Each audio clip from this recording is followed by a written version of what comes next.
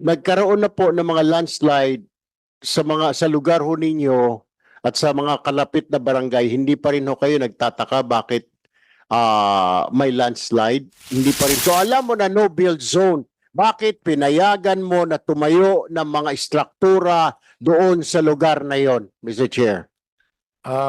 Mr. Chair, yung existing na po ng mga bahay doon, noong 2008 pa yun na mga bahay. Are you telling me, Mr. Chair, you did not issue a building permit, Mr. Chair? Yes, Your Honor, wala akong binigyan dyan na building permit. Wala ka binigay mo o hindi mo binigay? Ano ba talaga? Binigay mo o hindi mo binigay? Binigay ko, Your Honor, sa... Okay, sandali lang, Mr. Chair. If you would allow me, I will ask this barangay captain. May nagsisinungaling dito eh. Yes. Alam nyo, walang laman yung kulungan namin sa baba. Maglalagay ako ng tao ngayong araw na ito for contempt for lying in this committee. Now, you tell me, barangay chairman, binigyan ka ba o hindi ng notice nitong mayor, Mr. Chair? Do not lie. Huli ka. Huli ka, Balbon, sa ginagawa mo kalukuhan.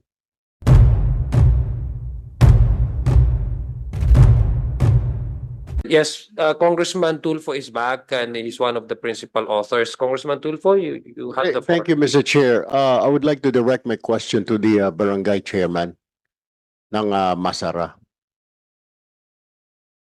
Mr. Chairman, alam niyo ho na yung barangay ninyo is no build zone, right? Because that was stated by the MGB, right? Alam niyo ho yun na no build zone yung barangay ninyo. Is that correct?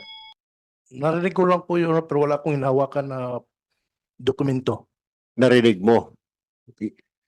So hindi ho ninyo nagkaroon na po ng mga landslide sa lugar ho ninyo at sa mga kalapit na barangay, hindi pa rin ho kayo nagtataka bakit may landslide? Hindi pa rin ho kayo gumawa ng mga precautionary measures? Hindi ho kayo nagtanong sa munisipyo? Kasi sabi po ng MGB, nabigyan nila every year, binibigyan nila ng report ang munisipyo. Hindi ho kayo binigyan ng munisipyo, Chairman?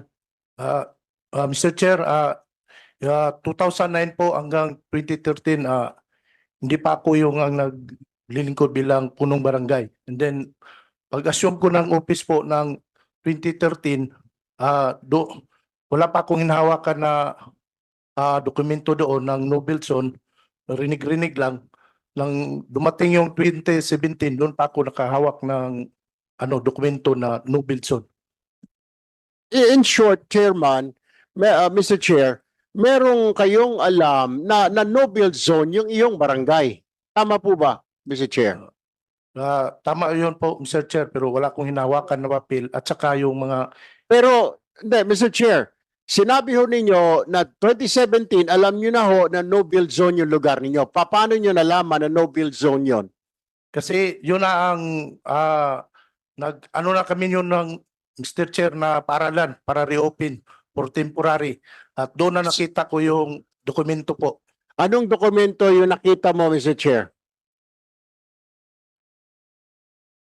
Anong dokumento yung nakita mo na no build zone? Yung bigay ng MGB po na 2008 po, 2008 pa. 2008 pa. Okay. So ang tanong ko, balikan ko, dahil sinabi mo kanina, hindi mo alam, etc., na no build zone yon. Ngayon, sinasabi mo na no build zone. So alam mo na no build zone, bakit pinayagan mo na tumayo ng mga istruktura doon sa lugar na yon, Mr. Chair? Mr. Chair, yung existing na po ng mga bahay doon, noong 2008 pa yun na mga bahay. Andun na yun na hindi nasalanta, hindi nasali sa nasalanta. Okay. Mr. Chair, hindi ka ba nagtaktaka kung bakit may mga bahay doon? Hindi ka ba nagtanong sa munisipyo bakit may bahay po rito? Mr. Chair, At na-inform nyo ho ba, Mr. Chair, yung mga tao na delikado itong kinalalagyan ng bahay ninyo, Mr. Chair? Mr. Chair, nung inuulit ko po, 2009 po, dahan-dahan nang bumalik na ang mga tao na hindi pa ako naglilingkod bilang isang punong barangay. Nang nag-assume ako ng 2013 po, marami na pong tao doon at may mga bahay-bahay na rin. Okay, Mr. Chair, I will direct my question out to MGB. MGB, kailan ho ninyo binigay yung no-build zone na warning sa barangay, sa local government? In 2008, Mr. Chair. 2008, okay. Where's the mayor of Mako? Your Honor. Kayo ho yung mayor. Yes. Ano ho nangyari na meron pala 2008 pa na sinasabi no build zone? Bakit to pinayagan na magpatayo ng bahay doon sa lugar na yon, Mr. Chair? Your Honor, hindi ko pinayagan. In fact, by virtue of the findings and observation, then may recommendation na kailangan i-relocate yung mga tao doon sa highly susceptible sa mass movement.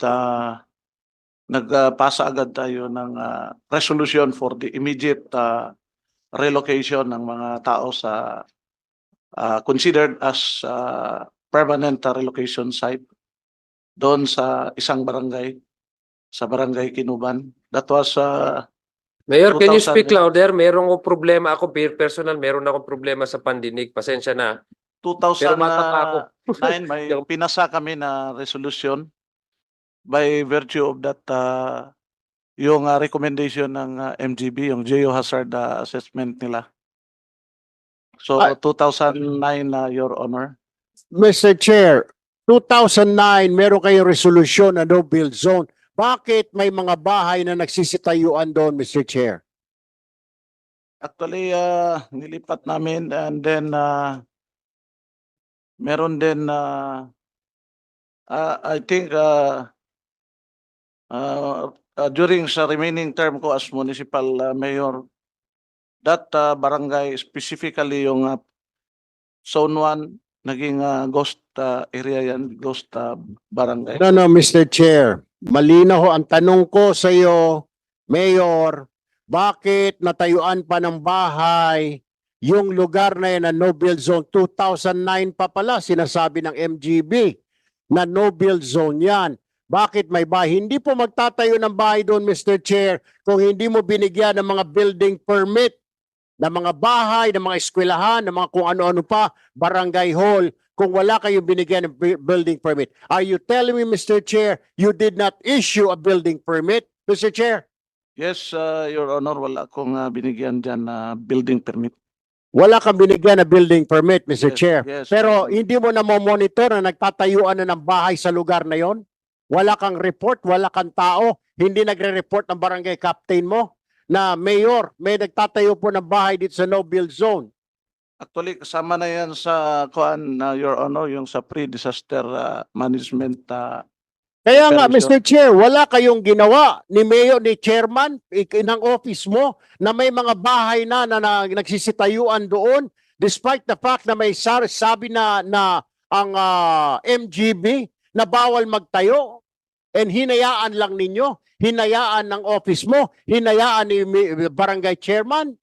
Your Honor, may marching order ako niyan. We have to strictly comply and follow the recommendation na no build zone yung Meron ho ba, Mr. Chair, kayong ebidensya na may binigay kayo na instruction, communication sa barangay chairman dahil magiging responsibilidad ng chairman yon o ng inyong office of the engineering department, Mr. Chair?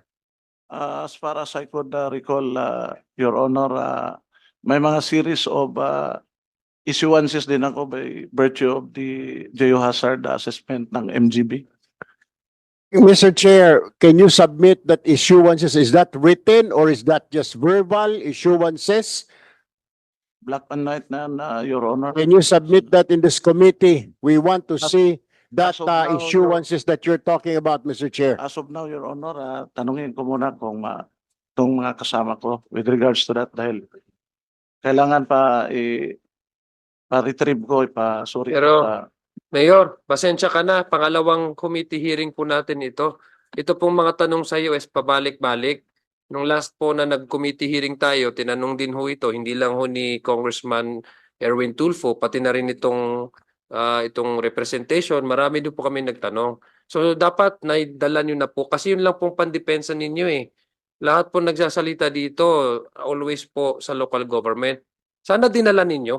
Your Honor, actually, andito man yung mga, nabigay ko na nga yung last congressional inquiry natin, Your Honor.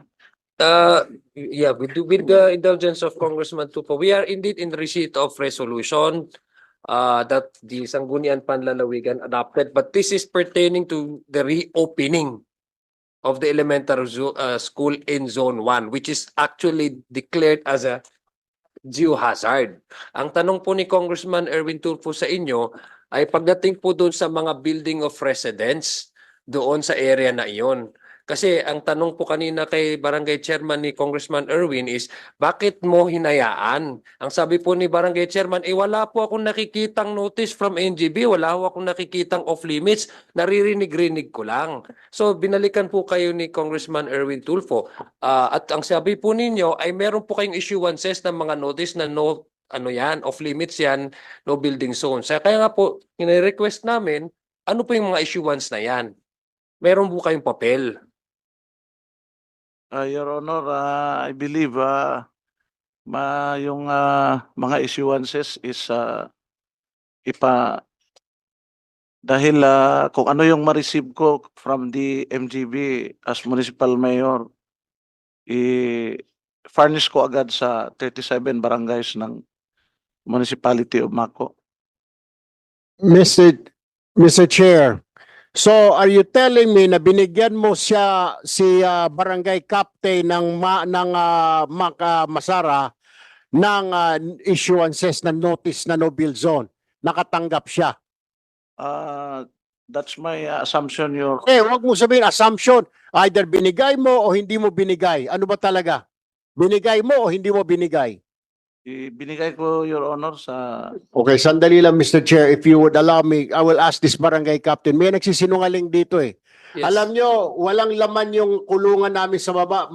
Maglalagay ako ng tao ngayong araw na ito for contempt for lying in this committee. Now, you tell me, barangay chairman, binigyan ka ba o hindi ng notice nitong mayor, Mr. Chair? Bago ko kayo with indulgence of Erwin Tulfo, I would like to remind our resource persons, you have taken your oath. And your testimony here could be treated as your affidavit. And those who are to be found lying can be cited in contempt. Kasi perjury po yan.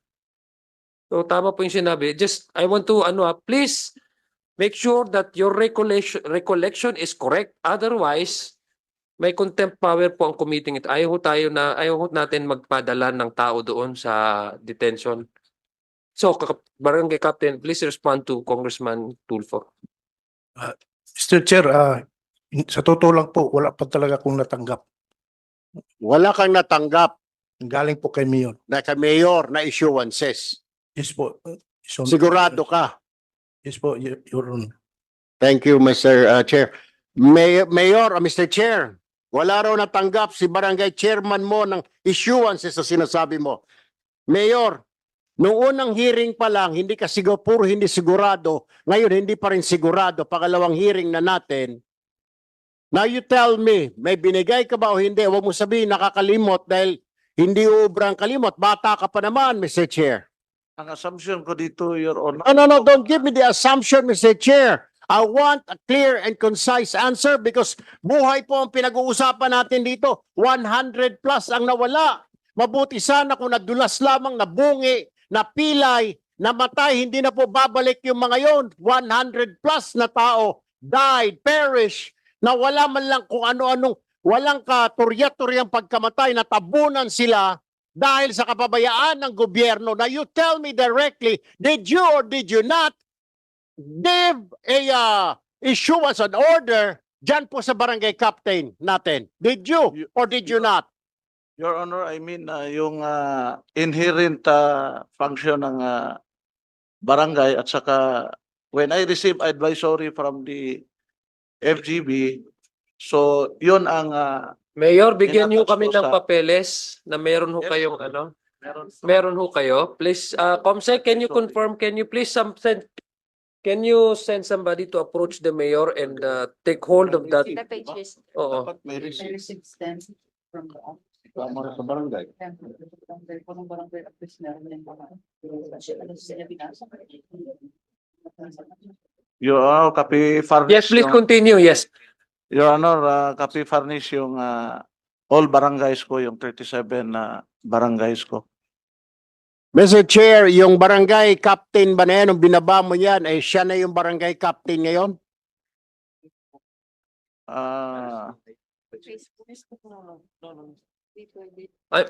We don't indulge in- Iris na yun. Mayor, wait lang po.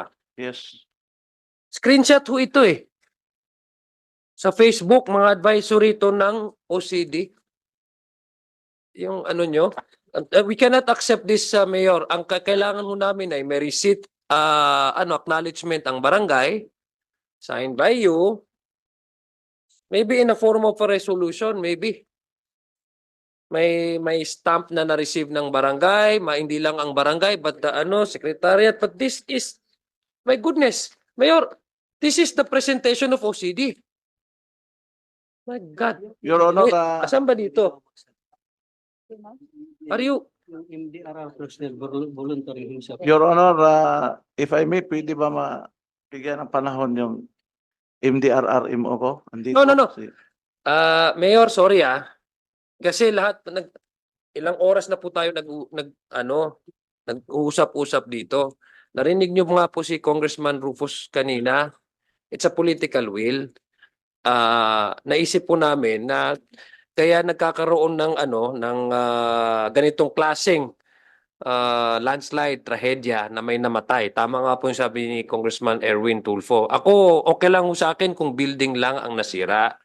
Anyway, public funds yan. Pwede naman yan ponduhan ulit. Pero paano ponduhan yung namatay na? Kaya nga po, sabi namin, at the very least, Mayor, may negligence sa part nyo. You prove us wrong. This is your opportunity to prove us wrong. Now, I ask you if you can provide us the copy of your issuances. You gave me a presentation of NDR OCD. My goodness, Mayor. Niloloko mo ba kami, Mayor? Sorry, hindi ako pero my goodness, how? Yun ang presentation ng OCD Congressman Tulfo, what is your pleasure? Mr. Chair, sa tingin ko, nagsisinungaling ito si Mayor. You know, Mayor, ginagawa mo kami mga bata, ito mga mambabatas dito, pag pinagsama-sama yung aming mga kaalaman, Sir, halatang-halata nagsisinungaling ka at niloloko mo itong komite na ito. Do not force us to send you to the detention facility. Unless kung may dala ka na ng mga damit, toothbrush, katwalya, pwede na. Malinis naman yung kwarto namin, may aircon din, papakainin ka namin dito, may may security guard ka pa. So you tell us, wag mong sabihin na nagbigay, this is unacceptable. Tama po sinabi ng chairman ho namin, yung sinasabi mong issuances, Facebook, nasa probinsya ho kayo, karamihan ng tao, walang mga Facebook, walang mga internet, walang mga kuryente. Paano kung hindi nagbabasa ng Facebook? Paano kung walang Facebook yung tao na yon? Tapos you rely, tapos sa kuwan pala yun, sa OCD, nanggaling, hindi sa'yo. Then sasabihin mo may resolution ka. Where the hell is the resolution? Nasaan? You cannot provide a resolution, right? Kasi wala. Wag mo akong sabihan, wag mo kaming sabihan na gumawa ka ng resolution, board resolution. Dahil wala kang ginawang resolution. Sabihin mo na lang na wala po akong ginawa. Mas gusto ko pang marinig, pinabayaan ko pong magtayo ng bahay doon. Wala ka ng lusot kahit saan ka pumunta, huli ka Sasabihin mo resolution? Facebook is not a resolution, for heaven's sake. Hindi resolution yan. Bisa OCD yun Announcement nila yun sa Facebook nila. Paano sabihin yun na resolution mo? Dahil pag sinabi mo yun na resolution mo, idediretso na kita. Sasabihin ko sa Sergeant at Arms namin, ikulong ka na sa baba. Do not lie. Huli ka. Huli ka, Balbon, sa ginagawa mo kalukuhan. You lied. You're under oath and you lied. Mr. Chair, I leave that to you. Yes,